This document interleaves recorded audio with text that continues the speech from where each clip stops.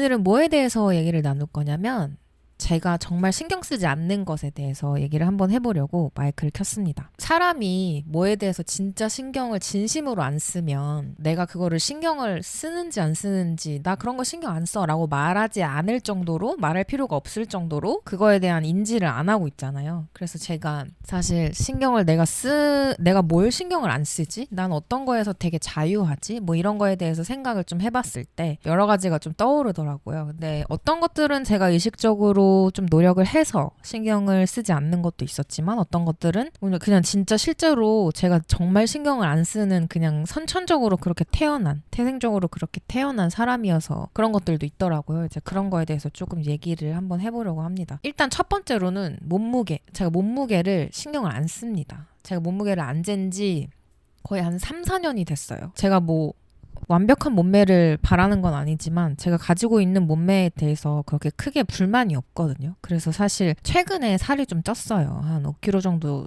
그러니까 제일 말랐을 때 기준으로는 진짜 많이 쪘고 그냥 에버리지 기준으로는 한 5kg 정도 찐 상태인데 그래서 이제 맞던 옷들도 좀 타이트하게 맞고 그래서 웬만하면 안 입고 다른 옷을 입기도 하는데 그게 저의 자신감에 큰 영향을 미치진 않거든요. 몸무게에 완전 강박 수준의 그런 것이 있었을 때가 있었어요. 1kg 찌면 약속 취소하고 2kg 찌면 당연히 2주 동안 아무도 안 만나야지 그러면서 제 삶을 그렇게 대했던 것 같은데 3년 전쯤에 부산에 혼자 가가지고 반년 좀 안 되게 몇 개월 정도 있었던 때가 있었어요. 근데 그때 이제 제가 엄청 많이 걸으면서 몸에 군살이 싹 빠졌었거든요. 근데 그때 이후로 몸무게 재서 뭐하나 이러고서는 살이 빠져서 그랬다기보다는 그냥 더 이상 제가 혼자 힐링을 한 거예요. 그러면서 몸무게가 뭐 많이 나가든 적게 나가든 살이 빠지든 찌든 몸무게를 잴 수도 없는 상황이었죠. 뭐 체중계를 물론 셀 수는 있었지만 그냥 굳이 집 안에 구비하지 않고 제가 그렇게 지내다 보니까 그게 마음이 편하더라고요. 그래서 사람들 만나는 것도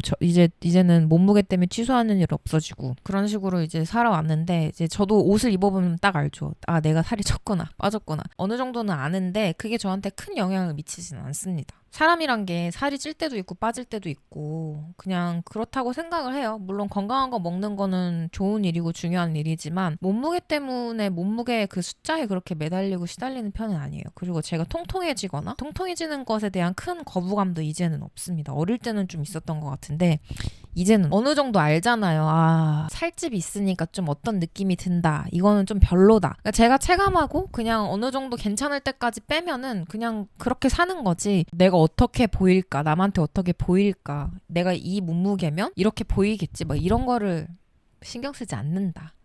네, 그거를 말씀을 드리고 싶었고요. 그리고 두 번째로는 제가 유행을 사실 따라갈 만큼 빠르지도 않지만 따라갈 에너지도 없고 막 그거를 다 이렇게 챙겨보고 있을 시간도 없고 유행을 따르지 않는 편인 것 같아요. 그래서 사실 유행을 따른다는 거에 대해서 저는 개인적으로 어떻게 생각하냐면 그냥 패션 업계의 사람들이 그런 트렌드를 만들어내고 돈을 벌기 위해서 그냥 계속 순환을 시켜야 되니까 그런 유행들을 만들어내는 거지 패션에 옳고 그름은 없다고 저는 좀 생각을 하거든요. 그래서 제가 가지고 있는 클래식한 아이템들이 몇 개가 있죠. 뭐 흰티, 청바지, 하얀 운동화. 근데 그런 것도 유행을 결국에 탔기 때문에 제 눈앞에 보이는 거고 저도 결국에 그런 것들의 소비자가 되는 것 같은데 뭐 그거에 대해서는 저는 거부감은 없는 것 같아요. 유행해서 많이 앞에 보여서 내 눈앞에 보여서 그걸 내가 이쁘다고 생각하는 것들을 골라서 따라 산다?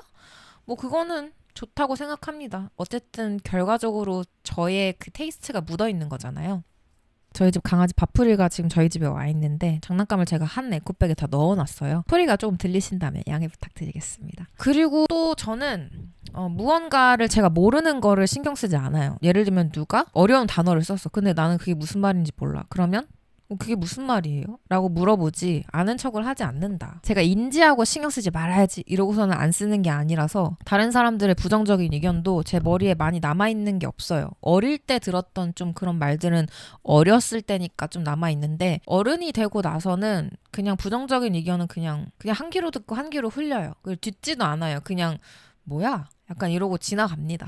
약간 그렇게 살고 있고요. 그리고 내가 하고 싶은 거에 있어서 도전하는 거. 그런 것도 저는 너무 당연한, 배고프면 밥을 먹는 것처럼 너무 당연한 그런 것이기 때문에 내가 하고 싶은 것을 도전하는 게 왜 망설여지지? 약간 이런 사람이에요. 저는 당연히 해야 되는 거 아닌가? 궁금한 게 있으면 가봐야 되는 거 아닌가? 해보고 싶은 게 있으면 해봐야 되는 거 아닌가? 뭐 그런 생각을 저는 하면서 여태까지 살아와서 그렇지 않은 사람들을 원체 이해를 잘 못하는 것 같은 생각은 해요. 제가 좀 세상에 좀 더 자주 많이 있었으면 좋겠다는 그런 풍토? 문화? 중에 하나는 좋아하는 것을 좋아한다고 말하는 문화가 좀 더 자유로워졌으면, 그런 표현이 좀 더 자유로워졌으면 좋겠다고 생각을 했었거든요. 내가 누군가를 좋아해요. 사람을 좋아한다 치면 나 너 너무 좋아 이렇게 얘기하는 거.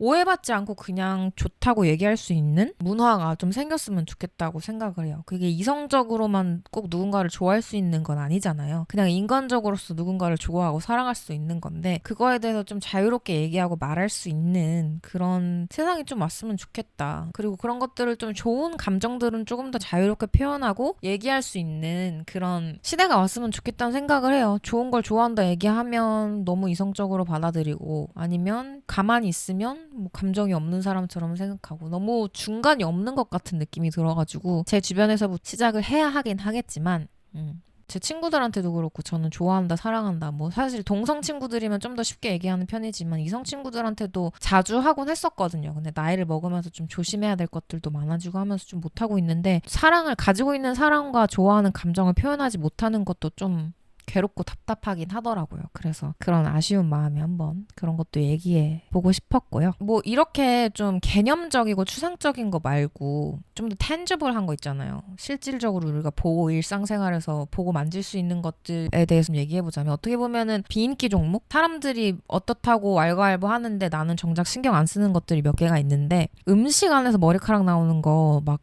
진짜 기겁하는 사람도 있잖아요. 근데 저는 솔직히 말하면 그렇게 신경은 안 쓰여요. 물론 그렇게 이제 음식에서 머리카락이 나오거나 뭐가 나오면, 이물질이 나오면 그곳을 다시는 가지 않겠죠. 웬만하면. 근데 그게 그 음식을 안 먹을 만큼 저의 입맛을 떨어뜨리진 않아요. 저는 개인적으로 그냥 실수할 수 있다 생각하고, 그게 그렇게 더러운 건가? 어차피 아침에 까맣을 테고 그냥 요만한 건데, 그게 음식에 막 어떤 큰 바이러스를 퍼트리는 것도 아니고 그거를 다시 돌려보낼 만큼 심각한 일인가?